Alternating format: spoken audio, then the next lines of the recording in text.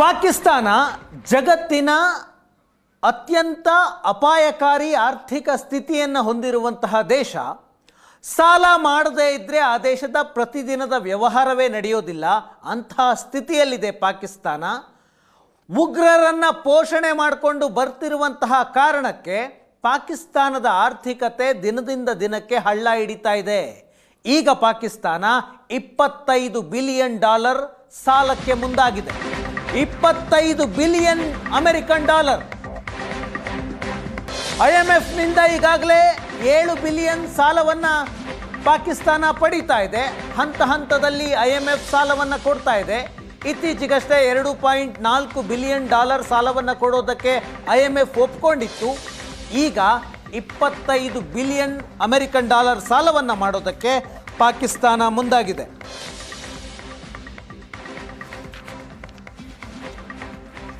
IMF ಸಾಲದ ನಂತರ ಈಗ ಪಾಕಿಸ್ತಾನ ಸಾಲಕ್ಕಾಗಿ ವಿಶ್ವ ಬ್ಯಾಂಕ್ನ ಮೊರೆ ಹೋಗ್ತಾ ಇದೆ.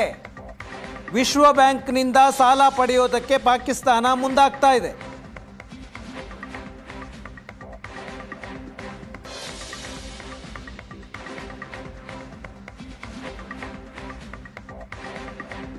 ಪಾಕಿಸ್ತಾನಕ್ಕೆ ಕೊಡುವ ಸಾಲವನ್ನು ತಪ್ಪಿಸೋದಕ್ಕೆ ಮೋದಿ ಸರ್ಕಾರ ಪ್ರಯತ್ನವನ್ನು ಆರಂಭ ಮಾಡಿದೆ. ಒಂದು ಜಾಗತಿಕ ಪ್ರಯತ್ನ. ಪಾಕಿಸ್ತಾನದ ಹಣದ ಮೂಲಕ್ಕೆ ಕತ್ತರಿ ಹಾಕೋದಕ್ಕೆ ನರೇಂದ್ರ ಮೋದಿ ಸರ್ಕಾರ ಒಂದು ಪ್ರಯತ್ನವನ್ನು ಮಾಡ್ತಾ ಇದೆ. ಪಾಕಿಸ್ತಾನದ ವಿರುದ್ಧ ಜಾಗತಿಕ ಅಭಿಯಾನವನ್ನು ಭಾರತ ಮಾಡ್ತಾ ಇದೆ. ಈಗಾಗಲೇ ಭಾರತದಿಂದ ನಿಯೋಗಗಳು ಜಗತ್ತಿನ 30ಕ್ಕೂ ಹೆಚ್ಚು ರಾಷ್ಟ್ರಗಳಿಗೆ ಹೋಗಿದೆ. ಪಾಕಿಸ್ತಾನದ ಭಯೋತ್ಪಾದನೆಯನ್ನು ಆ ದೇಶಗಳಿಗೆ ಮನವರಿಕೆ ಮಾಡುವ ಕೆಲಸವನ್ನು ಭಾರತ ಮಾಡ್ತಾ ಇದೆ. ಆ ಮೂಲಕ ಪಾಕಿಸ್ತಾನಕ್ಕೆ ಹರಿದು ಬರುವಂತಹ ವಿದೇಶಿ ನೆರವು, ಸಾಲ ಇವುಗಳಿಗೆ ಬ್ರೇಕ್ ಹಾಕೋದಕ್ಕೆ ಭಾರತ ಒಂದು ಪ್ರಯತ್ನವನ್ನು ಮಾಡ್ತಾ ಇದೆ. ಇತ್ತೀಚೆಗಷ್ಟೇ IMF $2.4 ಬಿಲಿಯನ್ ಸಾಲವನ್ನು ಪಾಕಿಸ್ತಾನಕ್ಕೆ ಬಿಡುಗಡೆ ಮಾಡೋದಕ್ಕೆ ಒಪ್ಕೊಂಡಿತ್ತು. ಅದರಲ್ಲಿ $1 ಬಿಲಿಯನ್ನಷ್ಟು ಹಣ ಈಗಾಗಲೇ ರಿಲೀಸ್ ಆಗಿದೆ.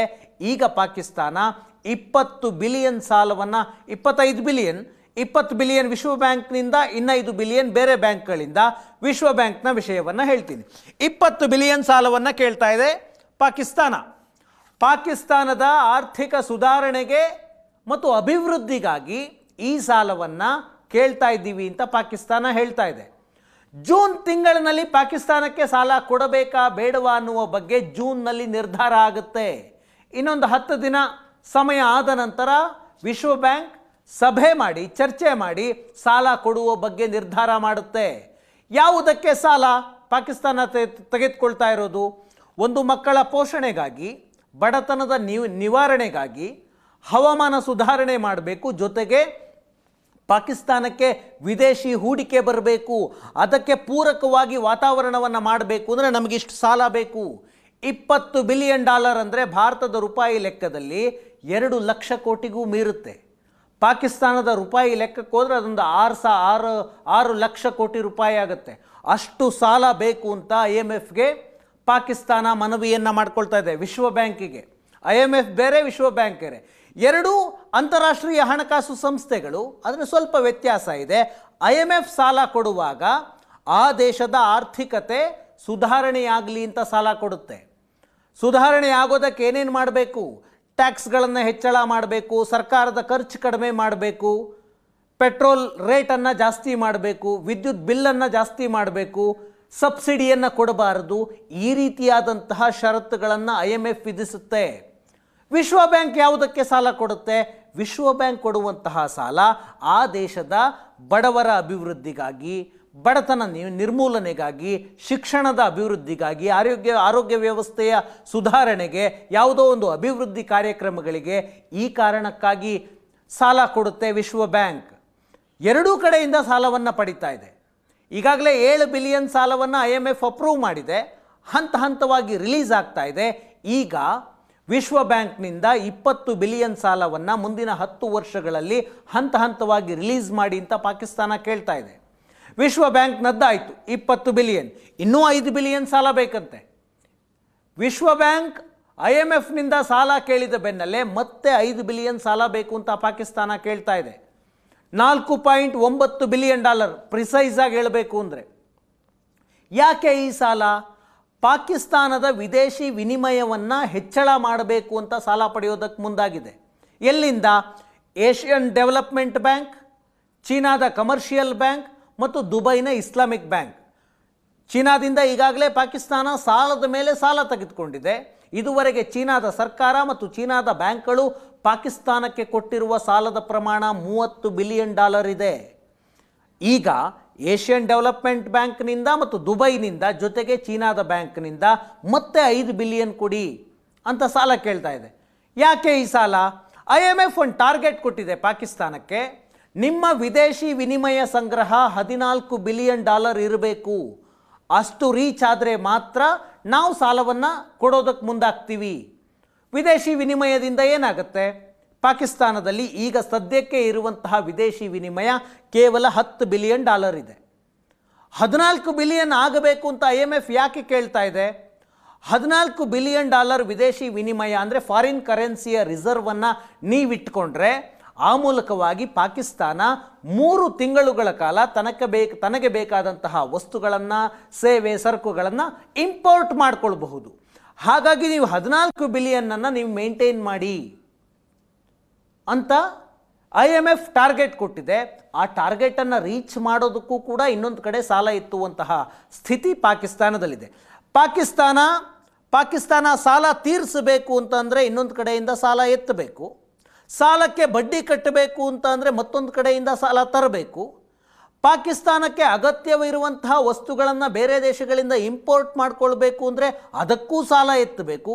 ಯಾಕಂದರೆ ಪಾಕಿಸ್ತಾನದ ವಿದೇಶಿ ವಿನಿಮಯ ಸಂಗ್ರಹ ತುಂಬ ಕಡಿಮೆ ಇದೆ, ಕೇವಲ $10 ಬಿಲಿಯನ್ ಇದೆ. 2 ತಿಂಗಳಿಗಷ್ಟೇ ಸಾಧ್ಯ ಆಗುತ್ತೆ ಇಂಪೋರ್ಟ್ ಮಾಡ್ಕೊಳ್ಳೋದಕ್ಕೆ. ಹಾಗಾಗಿ IMF ಹೇಳುತ್ತೆ ನಿಮ್ಮ ವಿದೇಶಿ ವಿನಿಮಯ ಸಂಗ್ರಹ $14 ಬಿಲಿಯನ್ ಆಗಬೇಕು. $14 ಬಿಲಿಯನ್ ಆದರೆ 3 ತಿಂಗಳು ಇಂಪೋರ್ಟ್ ಮಾಡ್ಕೊಳ್ಬಹುದು, ಅಷ್ಟು ಮೇಂಟೈನ್ ಮಾಡಿ ಅಂತ. ಅಷ್ಟು ಮೇಂಟೈನ್ ಮಾಡಿ ಅಂತ IMF ಹೇಳಿದ್ರೆ ಮತ್ತೊಂದಷ್ಟು ಬ್ಯಾಂಕ್ಗಳಿಂದ ಸಾಲಕ್ಕೆ ಮುಂದಾಗ್ತಾ ಇದೆ. ಸಾಲದ ಮೇಲೆ ಸಾಲ ಮಾಡಿಕೊಂಡು, ಅಂದರೆ ಪ್ರತಿ ದಿನದ ಬೆಳವಣಿಗೆ, ಆರ್ಥಿಕ ನಿರ್ವಹಣೆ ಪಾಕಿಸ್ತಾನದಲ್ಲಿ ಆಗಬೇಕು ಅಂದರೆ ಅದು ಸಾಲದ ದುಡ್ಡಿನಲ್ಲೇ ಆಗಬೇಕು. ಅಂತಹ ಆರ್ಥಿಕ ಸಂಕಷ್ಟದಲ್ಲಿ ಪಾಕಿಸ್ತಾನ ಇದೆ. ಈಗ ಪಾಕಿಸ್ತಾನದ ಒಟ್ಟು ಸಾಲ ಎಷ್ಟು? ಪಾಕಿಸ್ತಾನದ ಒಟ್ಟು ಸಾಲ ಈವರೆಗೆ ಆಂತರಿಕ ಮತ್ತು ಬಾಹ್ಯ, ಅಂದರೆ ದೇಶದ ಒಳಗಿನ ಸಾಲ ಮತ್ತು ವಿದೇಶಿ ಸಾಲ ಎರಡೂ ಸೇರಿದ್ರೆ $280 ಬಿಲಿಯನ್.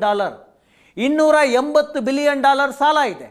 GDPಯಲ್ಲಿ ಸಾಲದ ಪ್ರಮಾಣ ಎಷ್ಟಿದೆ? 75% ಇದೆ. ಪಾಕಿಸ್ತಾನದ GDP ಅರೌಂಡ್ $350 ಬಿಲಿಯನ್ ಬರುತ್ತೆ. ಅದರಲ್ಲಿ 75% ಸಾಲ ಇದೆ. ಅಂದರೆ ಯಾವುದೇ ಒಂದು ದೇಶದ ಸಾಲ ಪಡೆಯುವಂತಹ ಶಕ್ತಿಯನ್ನು ಲೆಕ್ಕ ಹಾಕುವುದು GDPಯಲ್ಲಿ ಸಾಲದ ಪ್ರಮಾಣ ಎಷ್ಟಿದೆ ಅನ್ನುವುದರ ಆಧಾರದ ಮೇಲೆ. ಪಾಕಿಸ್ತಾನದ GDPಯ 75% ಸಾಲ ಇದೆ. ಅಫ್ಕೋರ್ಸ್ ಭಾರತದ ಸಾಲದ ಪ್ರಮಾಣ ಕೂಡ 70% ವ್ಯಾಪ್ತಿಗೆ ಬರುತ್ತೆ. ಆದರೆ ಭಾರತದ ಸಾಲ ಪಡೆಯುವ ಮತ್ತು ಸಾಲ ತೀರಿಸುವ ಸಾಮರ್ಥ್ಯ ಪಾಕಿಸ್ತಾನದಂತಹ ಒಂದು ರೋಗಗ್ರಸ್ತ ದೇಶಕ್ಕೆ ಕಂಪೇರೇ ಮಾಡೋ ಹಂಗಿಲ್ಲ. ಪಾಕಿಸ್ತಾನದ ಆರ್ಥಿಕತೆ ನಮ್ಮ ಕರ್ನಾಟಕದ ಆರ್ಥಿಕತೆಗೆ ಸಮ ಅಲ್ಲ, ತಮಿಳುನಾಡಿನ ಆರ್ಥಿಕತೆಗೆ ಸಮ ಅಲ್ಲ, ಮಹಾರಾಷ್ಟ್ರದ ಆರ್ಥಿಕತೆಗೆ ಏನೇನೂ ಸಮ ಅಲ್ಲ, ಗುಜರಾತ್, ಉತ್ತರ ಪ್ರದೇಶ ಈ ರಾಜ್ಯಗಳ ಆರ್ಥಿಕತೆಗೂ ಕೂಡ ಪಾಕಿಸ್ತಾನವನ್ನು ಕಂಪೇರ್ ಮಾಡೋದಕ್ಕೆ ಸಾಧ್ಯ ಇಲ್ಲ. ಅಷ್ಟರ ಮಟ್ಟಿಗೆ ಪಾಕಿಸ್ತಾನ ಸಾಲದಲ್ಲಿ ಮುಳುಗಿದೆ. ಸಾಲ ತೀರಿಸಬೇಕು ಅಂತ ಅಂದ್ರೂ ಸಾಲನೇ ಮಾಡಬೇಕು, ಸಾಲಕ್ಕೆ ಬಡ್ಡಿ ಕಟ್ಟಬೇಕು ಅಂದರೂ ಕೂಡ ಸಾಲವನ್ನೇ ಮಾಡಬೇಕು. ನಿನ್ನೆ ಅಷ್ಟೇ ಮೋದಿ ಮಾತನಾಡಿದರು, ಪಾಕಿಸ್ತಾನದ ಜೊತೆ ಮಾತುಕತೆ ಮಾಡೋದಿದ್ರೆ ಅದು POK ಬಗ್ಗೆ ಮಾತ್ರ. ಉಗ್ರವಾದವನ್ನು ನಿಲ್ಲಿಸದೇ ಇದ್ದರೆ ಪಾಕಿಸ್ತಾನ ನಿಲ್ಲಿಸದೇ ಇದ್ದರೆ ಪಾಕಿಸ್ತಾನ ಭಿಕ್ಷೆ ಬೇಡುವ ಸ್ಥಿತಿಗೆ ಬರುತ್ತೆ. ಈಗ ಪಾಕಿಸ್ತಾನ ಭಿಕ್ಷೆ ಬೇಡುವ ಸ್ಥಿತಿಗೆ ಬಂದಿರೋದು ಕೂಡ ಉಗ್ರವಾದದ ಕಾರಣಕ್ಕೇನೆ. ಮೋದಿಯವರ ಹೇಳಿಕೆಯನ್ನೊಮ್ಮೆ ನೋಡ್ಕೊಂಡು ಬನ್ನಿ. पाकिस्तान के साथ न ट्रेड होगा न टॉक. अगर बात होगी तो सिर्फ पाकिस्तान के कब्जे वाले कश्मीर की, POK की. और अगर पाकिस्तान ने आतंकियों को एक्सपोर्ट करना जारी रखा तो उसको पाई के लिए मोहताज होना होगा. पाकिस्तान को भारत के हक का पानी नहीं मिलेगा।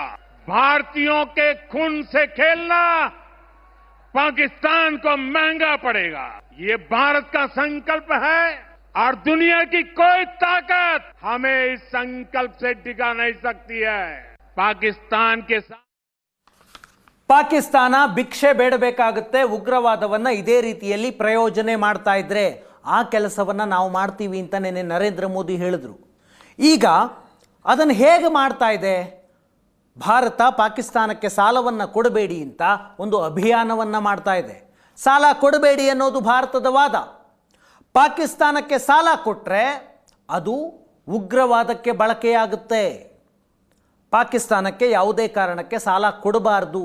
ಹಾಗೆ ಬೇರೆ ದೇಶಗಳಿಗೆ, ಜಗತ್ತಿನ ಪ್ರಮುಖ ದೇಶಗಳಿಗೆ ಒತ್ತಡ ಹೇರುವ ಕೆಲಸಕ್ಕೆ ಭಾರತ ಮುಂದಾಗಿದೆ. ವಿಶ್ವ ಬ್ಯಾಂಕ್ ಯುರೋಪಿಯನ್ ದೇಶಗಳ ಹಿಡಿತದಲ್ಲಿದೆ, IMF ಅಮೆರಿಕದ ಹಿಡಿತದಲ್ಲಿದೆ. ಅಮೆರಿಕ ಮತ್ತು ಯುರೋಪಿಯನ್ ದೇಶಗಳ ಜೊತೆ ಭಾರತ ಮಾತುಕತೆ ಮಾಡ್ತಾ ಇದೆ. ಯಾಕೆ ಉಗ್ರರಿಗೆ ತಲುಪುತ್ತೆ ಅಂತ ಭಾರತ ಹೇಳ್ತಾ ಇದೆ? ಇತ್ತೀಚೆಗಷ್ಟೇ IMF 1 ಬಿಲಿಯನ್ ಸಾಲವನ್ನು ಡಿಸ್ಪರ್ಸ್ ಮಾಡಿತ್ತು, ಅಂದರೆ ಪಾಕಿಸ್ತಾನದ ಬ್ಯಾಂಕ್ ಖಾತೆಗೆ ಡೆಪಾಸಿಟ್ ಮಾಡಿತ್ತು 1 ಬಿಲಿಯನ್ ಸಾಲವನ್ನು. ಆ ಸಾಲ ಡೆಪಾಸಿಟ್ ಆದ ಮರುಕ್ಷಣದಲ್ಲೇ ಪಾಕಿಸ್ತಾನದ PMO ಪ್ರಧಾನಮಂತ್ರಿಗಳ ಕಾರ್ಯಾಲಯ ಒಂದು ನಿರ್ಧಾರವನ್ನು ಮಾಡ್ತು. ಏನಾ ನಿರ್ಧಾರ?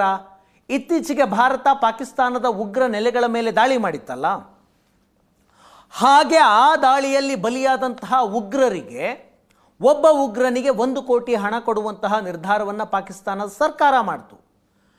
ಪ್ರಧಾನಮಂತ್ರಿಗಳ ಕಾರ್ಯಾಲಯದಿಂದ ಅಧಿಕೃತವಾಗಿ ಹೇಳಲಾಯಿತು, ಸತ್ತ ವ್ಯಕ್ತಿಗಳಿಗೆ 1 ಕೋಟಿಯನ್ನು ಕೊಡ್ತೀವಿ ಅಂತ. ಸತ್ತವರು ಯಾರು? ಉಗ್ರಗಾಮಿಗಳು. ಅಂಥವರಿಗೆ ನಾವು ನೆರವು ಕೊಡ್ತೀವಿ ಅಂತ 1 ಕೋಟಿ. ಅದರಲ್ಲಿ 14 ಕೋಟಿ ಮಸೂದ್ ಅಜರ್, ಜೈಷ್ ಎ ಮೊಹಮ್ಮದ್ ಉಗ್ರ ಸಂಘಟನೆಯ ನಾಯಕ. ಜೈಷ್ ಎ ಮೊಹಮ್ಮದ್ ಮಸೂದ್ ಅಜರ್ಗೆ 14 ಕೋಟಿ ತಲುಪುತ್ತೆ. ಯಾಕಂದರೆ ಆತನ ಕುಟುಂಬದ 14 ಜನ ಭಾರತದ ದಾಳಿಯಲ್ಲಿ ಬಲಿಯಾದರು. ವಿಶ್ವಸಂಸ್ಥೆಯ ಭದ್ರತಾ ಮಂಡಳಿ ಡೆಸಿಗ್ನೇಟ್ ಮಾಡಿರುವಂತಹ ಟೆರರಿಸ್ಟ್ಗೆ ಪಾಕಿಸ್ತಾನ 14 ಕೋಟಿ ನೆರವನ್ನು ಕೊಡ್ತಾ ಇದೆ. ಇದರ ಜೊತೆಗೆ ಭಾರತದ ದಾಳಿಯಲ್ಲಿ ಉಗ್ರರ ಇನ್ಫ್ರಾಸ್ಟ್ರಕ್ಚರ್ ಹಾಳಾಗಿತ್ತು. ಅವರ ಮಸೀದಿ, ಅವರ ಮದರಸಾ, ಅವರ ಟ್ರೈನಿಂಗ್ ಕ್ಯಾಂಪ್ಗಳು ಹಾಳಾಗಿತ್ತು. ಲಾಹೋರ್ನ ಮರಿಡ್ಕೆ ಕ್ಯಾಂಪ್ ಮೇಲೆ ದಾಳಿ ಮಾಡಿತ್ತು ಲಷ್ಕರ್ ಎ ತೊಯ್ಬಾದ ಹೆಡ್ ಆಫೀಸ್ ಅದು. ಅದಾದ ನಂತರ ಬಹವಾಲ್ಪುರದಲ್ಲಿ ಜೈಷ್ ಎ ಮೊಹಮ್ಮದ್ ಉಗ್ರ ಸಂಘಟನೆಯ ಮದರಸಾ ಮಸೀದಿ ಧ್ವಂಸ ಆಗಿತ್ತು. ಅದು ಜೈಷ್ ಎ ಮೊಹಮ್ಮದ್ನ ಹೆಡ್ ಆಫೀಸ್ ಆಗಿತ್ತು. ಇನ್ನು ಸಿಯಾಲ್ಕೋಟ್ನಲ್ಲಿ ಹಿಜ್ಬುಲ್ ಮುಜಾಹಿದೀನ್ ಉಗ್ರ ಸಂಘಟನೆಯ ಹೆಡ್ ಕ್ವಾರ್ಟರನ್ನು ಭಾರತದ ದಾಳಿಯಲ್ಲಿ ನಾಶ ಮಾಡಲಾಗಿತ್ತು. ಅವುಗಳ ಪುನರ್ ನಿರ್ಮಾಣಕ್ಕೆ ನಾವು ಹಣ ಕೊಡ್ತೀವಿ, ನೆರವು ಕೊಡ್ತೀವಿ ಅಂತ ಪಾಕಿಸ್ತಾನ ಅಫಿಷಿಯಲಿ ಹೇಳ್ತಾ ಇದೆ. ಹಾಗಾಗಿ ಪಾಕಿಸ್ತಾನ ಉಗ್ರರಿಗೆ ಇದೇ ರೀತಿಯಲ್ಲಿ ನೆರವು ಕೊಡ್ತಾ ಬಂದರೆ ಅದು ಭಿಕ್ಷೆ ಬೇಡುವ ಸ್ಥಿತಿಗೆ ಬರುತ್ತೆ. ಈ ರೀತಿಯ ನೆರವನ್ನು ಪಾಕಿಸ್ತಾನ ಕೊಡ್ತಾ ಇದೆ ಅಂದರೆ ಅಂತ ಜಗತ್ತಿನ ಪ್ರಮುಖ ದೇಶಗಳಿಗೆ ಭಾರತ ಮನವರಿಕೆ ಮಾಡುವ ಪ್ರಯತ್ನವನ್ನು ಈಗಾಗಲೇ ಆರಂಭ ಮಾಡಿದೆ. ಭಾರತದ ನಿಯೋಗ ಈಗಾಗಲೇ ಯುರೋಪ್, ಜಪಾನ್, ರಷ್ಯಾ ದೇಶಗಳಿಗೆ ಹೋಗಿದೆ. ಅಲ್ಲಿನ ದೇಶಗಳ ಪ್ರತಿನಿಧಿಗಳ ಜೊತೆ ಮಾತನಾಡ್ತಾ ಇದೆ. ಪಾಕಿಸ್ತಾನದ ಉಗ್ರವಾದ ಮತ್ತು ಆ ಉಗ್ರವಾದಕ್ಕೆ ಪಾಕಿಸ್ತಾನದ ಸರ್ಕಾರದ ಬೆಂಬಲ, ಸೇನೆಯ ಬೆಂಬಲ ಹೇಗಿದೆ ಅನ್ನೋದನ್ನು ಎಕ್ಸ್ಪ್ಲೈನ್ ಮಾಡ್ತಾ ಇದ್ದಾರೆ. ಈಗ ಪಾಕಿಸ್ತಾನದ ವಿರುದ್ಧ ಭಾರತ FATFಗೆ ಹೋಗುವಂತಹ ನಿರ್ಧಾರವನ್ನು ಮಾಡ್ತಾ ಇದೆ.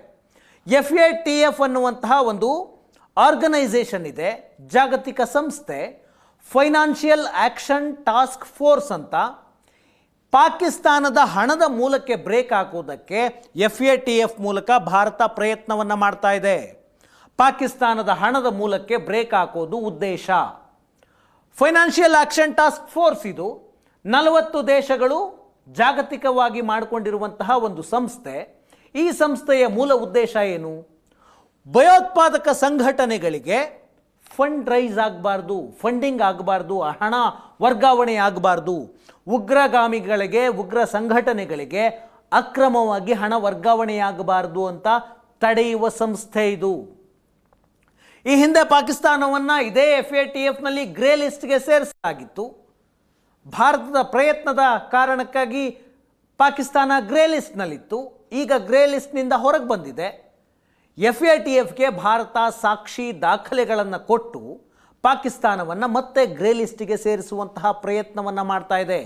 ಪಾಕಿಸ್ತಾನ 2018ರಿಂದ 2022ರವರೆಗೆ ಮತ್ತು 2011ರಿಂದ 2013ರವರೆಗೆ 10 ವರ್ಷ ಗ್ರೇ ಲಿಸ್ಟ್ನಲ್ಲಿತ್ತು. FATFನ ಗ್ರೇ ಲಿಸ್ಟ್ ಉಗ್ರವಾದಕ್ಕೆ ಹಣ ಕೊಡುತ್ತೆ ಎನ್ನುವ ಕಾರಣಕ್ಕಾಗಿ. ಹಾಗಿದ್ರೆ ಈ ಗ್ರೇ ಲಿಸ್ಟ್ ಅಂದ್ರೇನು?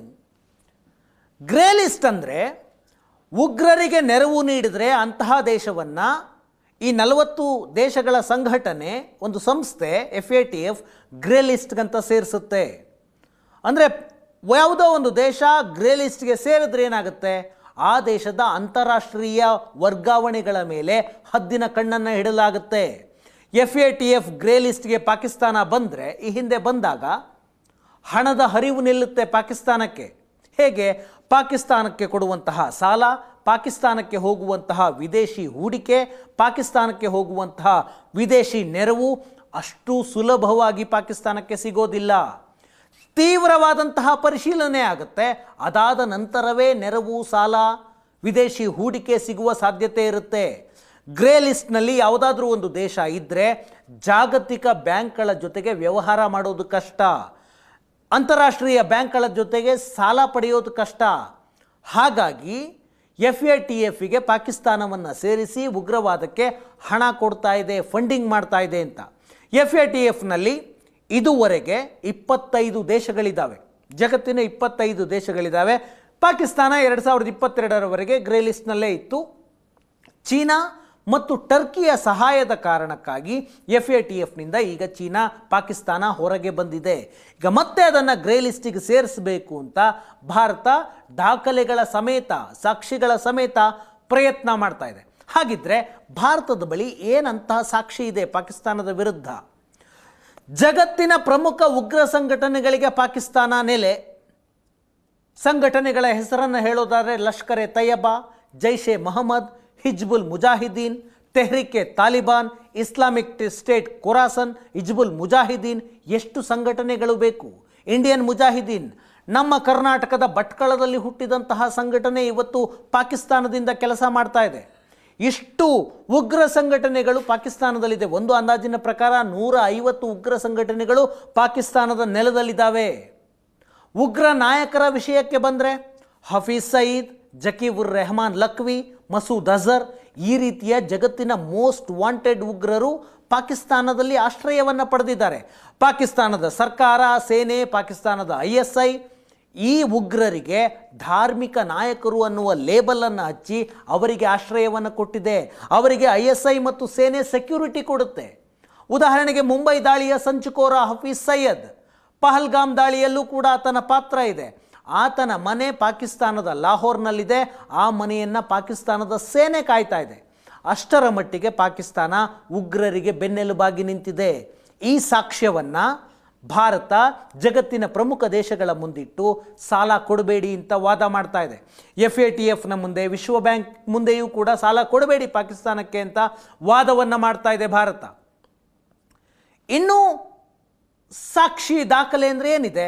ಪಾಕಿಸ್ತಾನದ ಟೆರರ್ ನೆಟ್ವರ್ಕ್ನ ಬಗ್ಗೆ ಭಾರತ ಜಗತ್ತಿನ ಪ್ರಮುಖ ದೇಶಗಳಿಗೆ ಎಕ್ಸ್ಪ್ಲೈನ್ ಮಾಡ್ತಾ ಇದೆ. ಹಾಗಿದ್ರೆ ಪಾಕಿಸ್ತಾನದಲ್ಲಿ ಟೆರರ್ ನೆಟ್ವರ್ಕ್ ಹೇಗಿದೆ?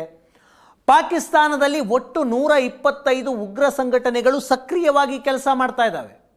ಸಕ್ರಿಯವಾಗಿ ಇನ್ನೊಂದು 40ರಿಂದ 50 ಸಂಘಟನೆಗಳು ಬೇರೆ ಬೇರೆ ಹೆಸರು ಬದಲಾಯಿಸ್ಕೊಂಡಿದ್ದಾವೆ, ಸಾಮಾಜಿಕ ಸಂಘಟನೆಗಳ ರೂಪದಲ್ಲಿ ಕೆಲಸ ಮಾಡ್ತಾ ಇದ್ದಾವೆ.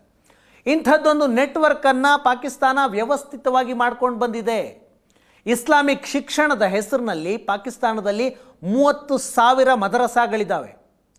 ಆ 30,000 ಮದರಸಾಗಳಲ್ಲಿ 20% ಮದರಸಾಗಳಿಗೆ ನೇರವಾಗಿ ಟೆರರ್ ನೆಟ್ವರ್ಕ್ಗಳ ಜೊತೆ ಸಂಪರ್ಕ ಇದೆ. ಈ ಮದರಸಾಗಳಲ್ಲೇ ಶಸ್ತ್ರಾಸ್ತ್ರ, IED ತಯಾರಿಕೆ, ಸೂಸೈಡ್ ಬಾಂಬಿಂಗ್ ತರಬೇತಿಯನ್ನು ಕೊಡಲಾಗುತ್ತೆ. ಭಾರತ ದಾಳಿ ಮಾಡ್ತಲ್ಲ, ಮರಿಡ್ಕೆ, ಬಹವಾಲ್ಪುರ್, ಸಿಯಾಲ್ಕೋಟ್, ಅಲ್ಲಿನ ಉಗ್ರ ನೆಲೆಗಳಲ್ಲಿ ಇದನ್ನೇ ಮಾಡ್ತಾ ಇದ್ದು. ಇಡೀ ಪಾಕಿಸ್ತಾನದ ತುಂಬ ಲಷ್ಕರ್ ಎ ತೊಯ್ಬಾದ 16 ಕ್ಯಾಂಪ್ಗಳಿದ್ದಾವೆ. ಲಾಹೋರ್ನ ಮರಿಡ್ಕೆಯಲ್ಲಿ ಲಷ್ಕರ್ ಎ ತೊಯ್ಬಾದ 200 ಎಕರೆಯ ಟೆರರ್ ಯೂನಿವರ್ಸಿಟಿ ಇದೆ. ಜಗತ್ತಿನ ಯೂನಿವರ್ಸಿಟಿ, 200 ಎಕರೆ ಕ್ಯಾಂಪಸ್ ಇದೆ, ಅಫಿಷಿಯಲಿ ಇದೆ. ಅದೊಂದು ಧಾರ್ಮಿಕ ಸಂಸ್ಥೆ ಅಂತ ಪಾಕಿಸ್ತಾನ ಹೇಳುತ್ತೆ. ಪಾಕಿಸ್ತಾನ 21 ದೇಶಗಳಿಂದ ಉಗ್ರರನ್ನು ನೇಮಕಾತಿ ಮಾಡಿಕೊಳ್ಳುತ್ತೆ. ಪಾಕಿಸ್ತಾನದಲ್ಲಿ ಇರುವ ಉಗ್ರ ಸಂಘಟನೆಗಳಿಗೆ ಅಲ್ಲಿನ ಸರ್ಕಾರ ನೆರವು ಕೊಡುತ್ತೆ. ಸೇನೆ, ಶಸ್ತ್ರಾಸ್ತ್ರಗಳನ್ನು ಪೂರೈಕೆ ಮಾಡುತ್ತೆ, ISI ಅವರಿಗೆ ತರಬೇತಿಯನ್ನು ಮಾಡುತ್ತೆ. ಇಷ್ಟೆಲ್ಲ ಸಾಕ್ಷ್ಯಗಳನ್ನು ಭಾರತ ಕಲೆ ಹಾಕಿ ಜಗತ್ತಿನ ಪ್ರಮುಖ ದೇಶಗಳಿಗೆ ಎಕ್ಸ್ಪ್ಲೈನ್ ಮಾಡುವಂತಹ ಪ್ರಯತ್ನವನ್ನು ಮಾಡ್ತಾ ಇದೆ. ನೀವು ಜಗತ್ತಿನಲ್ಲಿ ಯಾವುದೇ ದೇಶದಲ್ಲೂ ಒಂದು ಉಗ್ರ ದಾಳಿ ಆದರೆ ಅದಕ್ಕೊಂದು ಪಾಕಿಸ್ತಾನದ ಲಿಂಕ್ ಇದ್ದೇ ಇರುತ್ತೆ. ಜಗತ್ತಿನ ಅತ್ಯಂತ ದೊಡ್ಡ ಭಯೋತ್ಪಾದಕ ದಾಳಿ ಅಂದರೆ ಯಾವುದು? ನ್ಯೂಯಾರ್ಕ್ನ ಅವಳಿ ಗೋಪುರಗಳಿಗೆ ವಿಮಾನವನ್ನು ನುಗ್ಗಿಸಿ ಹೊಡೆದ್ರಲ್ಲ, ಎರಡೂ ಗೋಪುರಗಳು ಕುಸಿಯುವಂತೆ ಮಾಡಿ 3,000 ಜನರ ಬಲಿಗೆ ಕಾರಣವಾಯ್ತಲ್ಲ, ಆ ಘಟನೆಯ ಹೊಣೆ ಹೊತ್ತಂತಹ ಸಂಘಟನೆ ಅಲ್ ಖೈದಾ ಹುಟ್ಟಿದ್ದೇ ಪಾಕಿಸ್ತಾನದ ಪೇಶಾವರದಲ್ಲಿ. ಅಲ್ ಖೈದಾ ಸಂಘಟನೆಯ ನಾಯಕ ಒಸಾಮಾ ಬಿನ್ ಲ್ಯಾಡೆನ್, ಅಮೆರಿಕದ ಮೇಲೆ ಇತಿಹಾಸ ಕಂಡು ಕೇಳರಿಯದ ದಾಳಿ ಮಾಡಿದಂತಹ ವ್ಯಕ್ತಿ.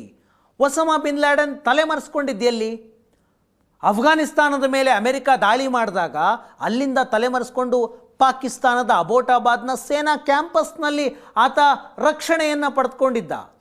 ಅಮೆರಿಕಕ್ಕೆ ಗೊತ್ತು 2011ರಲ್ಲಿ ಒಸಾಮಾ ಬಿನ್ ಲ್ಯಾಡೆನ್ನನ್ನು ಅಮೆರಿಕ ಆತನ ಮನೆಯ ಮೇಲೆ ದಾಳಿ ಮಾಡಿ ಆತನನ್ನು ಕೊಂದು ಸಮುದ್ರದಲ್ಲಿ ಬಿಸಾಕ್ತು. ಇಷ್ಟೆಲ್ಲ ಸಾಕ್ಷಿಗಳಿರುವಾಗ ಒಂದು ಉಗ್ರ ಪೋಷಕ ದೇಶಕ್ಕೆ ಬಿಲಿಯನ್ ಗಟ್ಟಲೆ ಸಾಲವನ್ನು ಯಾಕೆ ಕೊಡ್ತೀರಿ ಅಂತ ಪಾಕಿಸ್ತಾನ ಪ್ರಶ್ನೆ ಮಾಡ್ತಾ ಇದೆ. ಪಾಕಿಸ್ತಾನದ ಉಗ್ರ ಸಂಘಟನೆಗಳಿಗೆ ಹತ್ತಿರ 1 ವರ್ಷಕ್ಕೆ $500 ಮಿಲಿಯನ್ ಅಂದರೆ 4,000 ಕೋಟಿಯಷ್ಟು ಭಾರತದ ರೂಪಾಯಿ ಅಷ್ಟು ಮೊತ್ತ ಉಗ್ರ ಸಂಘಟನೆಗಳಿಗೆ ಸಿಗೋದಕ್ಕೆ ಕಾರಣ ಪಾಕಿಸ್ತಾನದ ಸರ್ಕಾರ ಕೊಡಬೇಡಿ ಅಂತ ಭಾರತ ವಾದ ಮಾಡ್ತಾ ಇದೆ.